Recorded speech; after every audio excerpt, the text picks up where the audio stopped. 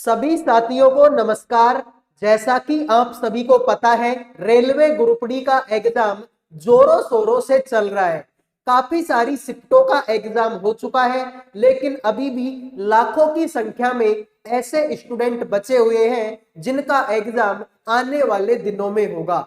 तो सभी स्टूडेंट जिनका एग्जाम अभी तक नहीं हुआ, इस क्लास को लास्ट तक देख लेना, आपको समझ में आ जाएगा कि किस तरह के क्वेश्चन आप लोगों से पूछे जा सकते हैं।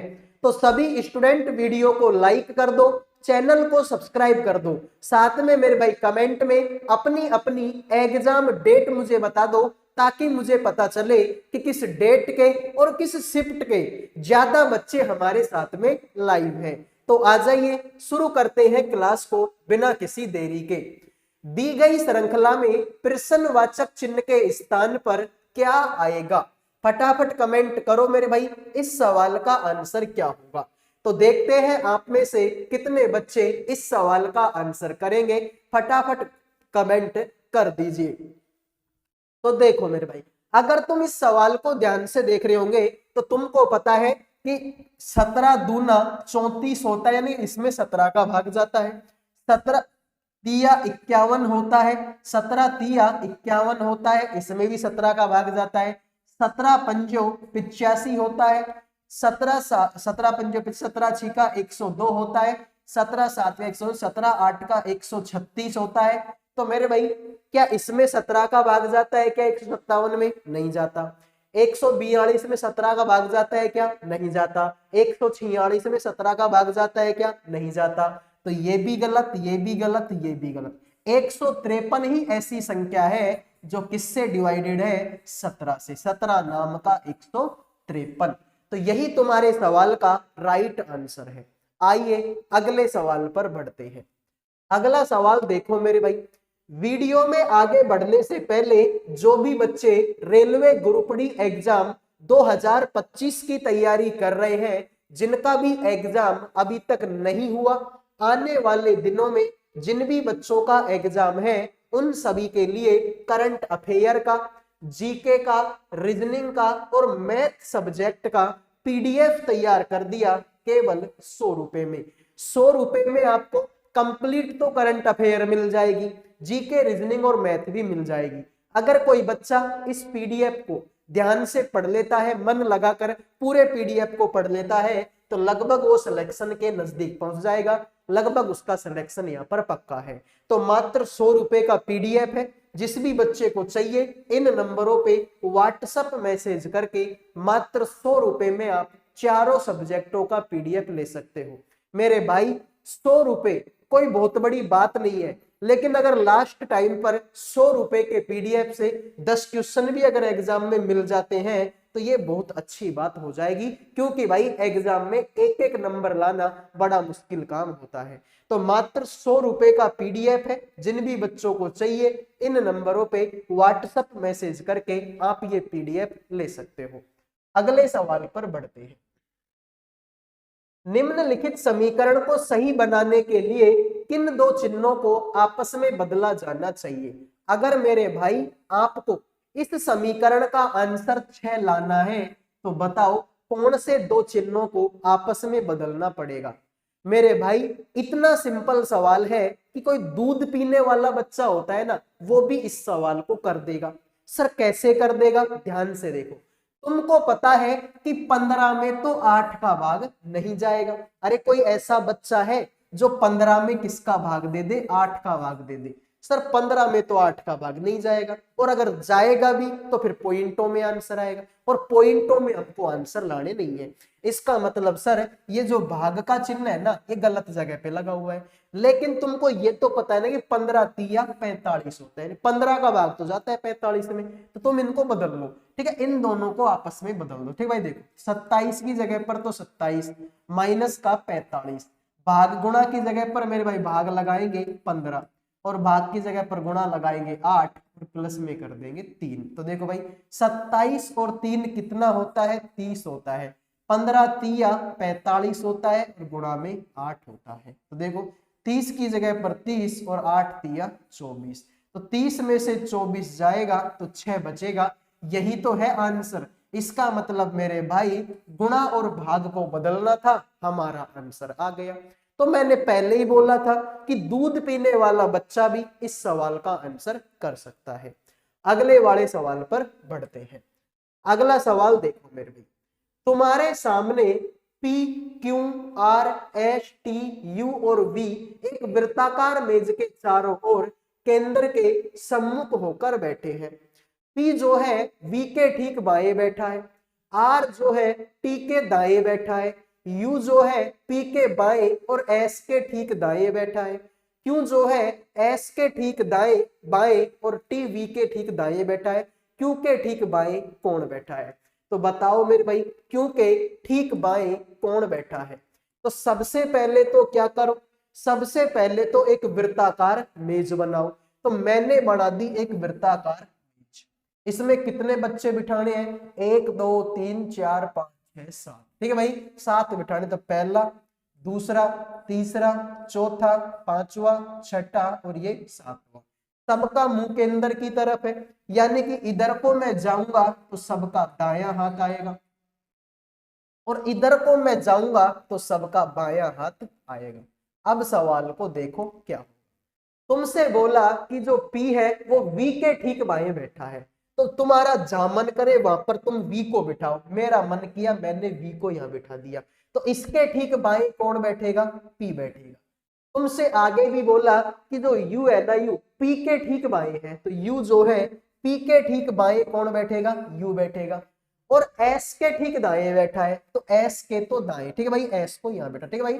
तो इसके तो हो गया बाएं और इसके हो गया दाएं। तो बात तो सर तुम्हारी सही है। अब आगे देखो, तुमसे ये भी बोला कि जो Q है ना, Q वो S के ठीक बाएं बैठा है, तो S के ठीक बाएं कौन बैठेगा, Q बैठेगा। तुमसे ये भी बोला कि मेरे भाई जो T है ना, T वो V के ठीक दाएं बैठा है, तो V के ठीक दाएं कौन बैठा है, T बैठा है। और R जो है T के दाएं बैठा है, तो T के दाएं कौन बैठा है, R बैठा है। तो आप लोगों से बोला है कि Q के ठीक बाएं कौन बैठा है, तो Q के बाएं कौन बैठा है सर, वो तो R बैठा है। तो जिन्होंने C आंसर दे दिया है उनके तो मजे हो गए, बाकी सभी का ये सवाल गलत हो चुका है। उम्मीद करूंगा मेरे भाई ये सवाल भी आपको समझ में आ गया होगा। समझ में आया है तो वीडियो को लाइक कर दो, चैनल को सब्सक्राइब कर दो। लाइक सब्सक्राइब करने का कोई पैसा नहीं लगता। बड़ा सिंपल सवाल था, बहुत ही आसान लैंग्वेज में मैंने आपको करवा दिया। फिर भी अगर किसी बच्चे को समझ में नहीं आता तो वीडियो को थोड़ा सा पीछे लेके देख लेना, आपको समझ में आ जाएगा। देखो भाई, अंग्रेजी वर्णाक्रम के आधार पर GMIE एक निश्चित प्रकार से HNJF से संबंधित है, उसी प्रकार KQMI LRN से संबंधित है। उसी तर्क का अनुसरण करते हुए NTPL किससे संबंधित होगा। सभी बच्चे बताएंगे मेरे भाई इस सवाल का आंसर क्या है। तो GMIE, तो देखो भाई G आता है 7 पर, M आता है 13 पर, I आता है 9 पर, E आता है 5 पर। इसको देखेंगे तो H आता है 8 पर, N 14 पर, J आता है 10 पर, F आता है 6 पर। तो 7 में 1 जोड़ेंगे 8, 13 में 1 जोड़ेंगे 14, 9 में 1 जोड़ेंगे 10 और 5 में 1 जोड़ेंगे तो मेरे भाई आपका आएगा 6। सेम देख लो भाई, K के बाद में L, Q के बाद में R, M के बाद में N, I के बाद में J। तो देखो N के बाद में, ठीक है भाई। तो इस तरीके से तो ये सवाल तुम्हारा नहीं हुआ, ठीक है भाई। हाँ हो जाए, ठीक है। देखो N के बाद में क्या आता है, O आता है, T के बाद में U आता है, P के बाद में आपका क्या आता है, Q आता है और L के बाद में M आता है। तो OUQM। जिन्होंने C आंसर दे दिया है उनके मजे हो गए, बाकी सभी का ये सवाल गलत हो चुका है। आओ मेरे भाई अगले सवाल पर बढ़ते हैं। अगला सवाल आपके सामने है, अंग्रेजी वर्णाक्रम के आधार पर दी गई श्रृंखला में प्रश्नवाचक चिन्ह के स्थान पर क्या आना चाहिए। सभी बच्चे बताएंगे मेरे भाई इस सवाल का आंसर क्या होगा, क्वेश्चन मार्क की जगह पर क्या आएगा। 2 सेकंड का सवाल है, केवल 2 सेकंड का। मेरे भाई ऐसे ही क्वेश्चन एग्जाम में आ रहे हैं, यकीन मानो, ठीक है। देखिए E आता है 5 नंबर पर, I आता है 9 पर, M आएगा 13 पर, Q आएगा 17। 5 में 4 जोड़ेंगे तो 9 आएगा, 9 में 4 जोड़ेंगे 13, 13 में 4 जोड़ेंगे 17, तो 17 में अगर मैं 4 जोड़ूंगा 21 नंबर का आता है, 21 नंबर पर यू होता है, जो कि ऑप्शन सी है। तो जिन्होंने सी आंसर दे दिया है उनके तो मजे हो गए, बाकी सभी का ये सवाल गलत हो चुका है। आओ मेरे भाई अगले सवाल पर बढ़ते हैं। आप लोगों के सामने है राजन, प्रज्ञान, कमल, सचिन, अशोक, नरेंद्र और लक्ष्य वृत्ताकार मेज के चारों ओर केंद्र की ओर मुंह करके बैठे हैं। राजन नरेंद्र के दाएं से तीसरे स्थान पर बैठा है, कमल राजन के दाएं से दूसरे स्थान पर बैठा है, अशोक नरेंद्र का निकटतम पड़ोसी है, तो प्रज्ञान सचिन के ठीक दाएं बैठा है। तो नरेंद्र के बाएं से तीसरे स्थान पर कौन बैठा है? तो सभी बच्चे बताएंगे इस सवाल का आंसर आप लोगों का क्या होगा। तो देखो मेरे भाई, सबसे पहले तो तुम्हारे सामने कितने आदमी है सर? 1 2 3 4 5 6 और 7, 7 आदमी है। तो सबसे पहले तुम क्या करो मेरे भाई, एक वृत्ताकार मेज बनाओ, ठीक है, और बड़ी बना लो थोड़ी सी अच्छी सी। तो ये मैंने एक वृत्ताकार क्या बना ली मेरे भाई, एक वृत्ताकार मेज हमने बना ली, ठीक है। इसमें कितने देखो, एक आदमी है, दूसरा है, तीसरा है, चौथा है, पांचवा है, छठा है और सातवां है, ठीक है भाई। अब देखो मैं इसको थोड़ा सा एडजस्ट कर देता हूं ताकि आपको नीचे की चीजें भी अच्छे से दिखाई दे, ठीक है। अब देखो अब देखो मेरे भाई, तुमसे बोला है कि राजन जो है नरेंद्र के बाएं दाएं से तीसरे स्थान पर है। तो मेरे भाई मान लो कि नरेंद्र यहां पर बैठा हुआ है, अगर यहां पर नरेंद्र, इसके दाएं तीसरे स्थान पर कौन बैठेगा मेरे भाई? राजन। तो पहला दूसरा तीसरा, यहां पर कौन बैठेगा मेरे भाई? यहां पर तो राजन बैठेगा। तुमसे ये भी बोला कि जो कमल है वो राजन के दाएं से दूसरे स्थान पर है, तो राजन का दाया पहला और दूसरे स्थान पर कौन बैठा है मेरे भाई? कमल बैठा हुआ है। फिर आगे तुमसे बोला कि मेरे भाई अशोक नरेंद्र का निकटतम पड़ोसी है। अब नरेंद्र के इधर को भी हो सकता है कि अशोक बैठा हो, या फिर हो सकता है कि अशोक इधर को बैठा हो, कहीं पर भी भाई नरेंद्र का पड़ोसी है तो हो सकता है कि इधर को, हो सकता है कि इधर को, कहीं पर भी हो सकता है। तो आगे आ जाओ, तुमसे बोला कि प्रज्ञान सचिन के ठीक दाएं बैठा है, प्रज्ञान जो है सचिन के ठीक दाएं बैठा है। तो मेरे भाई दाएं बैठा है ना, अब ये जुगाड़ तुम्हारा है, क्योंकि देखो यहाँ पर तो जगह है नहीं दाया बाया बिठाने को, यहाँ पर भी जगह नहीं है दाया बाया बिठाने को, तो जगह यहीं पर है। तो प्रज्ञान सचिन के दाएं है, तो सचिन के दाएं कौन बैठेगा? प्रज्ञान बैठेगा। ये लाइट को क्या होता है मेरे भाई, ये लाइट क्यों जाती है इस तरीके से, कैमरे को और खराब कर जाती है, ठीक है। अब देखो आगे, तो यहाँ पर अब ठीक हो गया।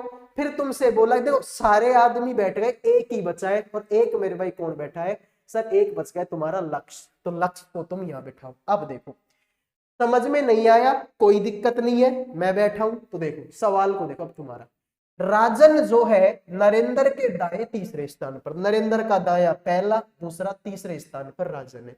पहली लाइन फिक्स है, आ जाओ सर, ठीक है, ये नरेंद्र राजन है, ठीक है, ये राजन है। अब देखो दूसरी तुमसे बोली कि कमल जो है राजन के दाएं दूसरा है, तो राजन का दाया पहला और दूसरे पर कौन है? कमल है, ये बात भी सही है।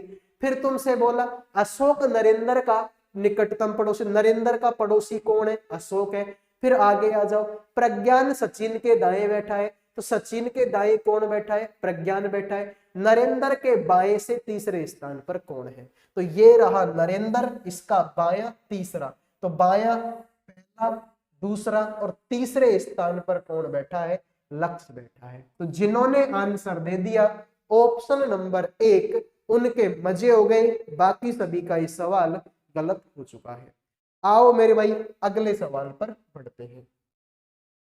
अगला सवाल है, एक निश्चित कूट भाषा में डोनर को इस तरीके से लिखा गया, ड्रॉ को इस तरीके से लिखा जाता है, तो उसी कूट भाषा में एन को कैसे लिखा जाएगा? तो देखते हैं आप में से कितने बच्चे इस सवाल का आंसर करेंगे। बताइए मेरे भाई एन को कैसे लिखा जाएगा? एन, एन कहां पर है मेरे भाई? इसमें डी है, आर है, ओ है, वी है और ई है, इसमें एन तो कहीं पर भी नहीं है। तो सर ये आंसर हो ही नहीं सकते, इसमें तो मेरे भाई आपका 5 भी है तो हटा दो भाई, इसमें तो 9 भी है हटा दो भाई, इसमें तो 7 भी है हटा दो मेरे भाई, तो बचा क्या 6। भाई तुमको n चाहिए ना, तो n तो इसी में है, n तो इसी में है, तो मेरे भाई 6 भी इसी में है, ना तो इसमें n है और ना इसमें 6 है, तो राइट आंसर तुम्हारा 1 होगा, ऑप्शन नंबर 1। अगले सवाल को देखते हैं भाई। उस समुच्चय का चयन कीजिए जिसमें संख्याएं उसी प्रकार संबंधित है जिस प्रकार दिए गए समुच्चयों की संख्याएं संबंधित है। तो सभी बच्चे बताएंगे मेरे भाई इस सवाल का आंसर क्या होगा। इन तीनों के बीच में आपस में कोई संबंध है, इनके बीच में आपस में कोई संबंध है, तो ऐसा ही संबंध बताओ इनमें से किसके बीच में होगा। ये क्या है मेरे भाई, हे हरिनाथ जगन्नाथम प्रेमानंदी, ये क्या हुआ, ठीक है। आइए तो देखो भाई, ठीक है ठीक है, हे हरिनाथ जगन्नाथम प्रेमानंदी, ये क्या हुआ। अब इस सवाल को देखते हैं। देखो तो देखो 91 में से अगर मैं 76 घटा दूं तो 15 आएगा। तो भाई 91 में से 76 घटा दूं तो 15 आएगा। 15 में अगर 5 जोड़ दूं तो आंसर तुम्हारा 20 आएगा। तो 20 यहाँ पर है। 123 में से 41 घटा दूं तो 2 और यानी कि 82 आएगा। 82 में अगर मैं 5 जोड़ दूं तो आंसर तुम्हारा 87 हो जाएगा। तो ऐसा और किसमें हो सकता है, इसको देख सकते हो। मैं देखो तो तुम्हारा आएगा 16 है ना ये, तो 9, ठीक है बिल्कुल। तो ये तुम्हारा हो जाए। देखो भाई 126 में से 47 घटाओ, 126 में से 47 घटाओ तो 17, 16 में से 7 गया तो 9 और यहाँ पर मेरे भाई 7 79।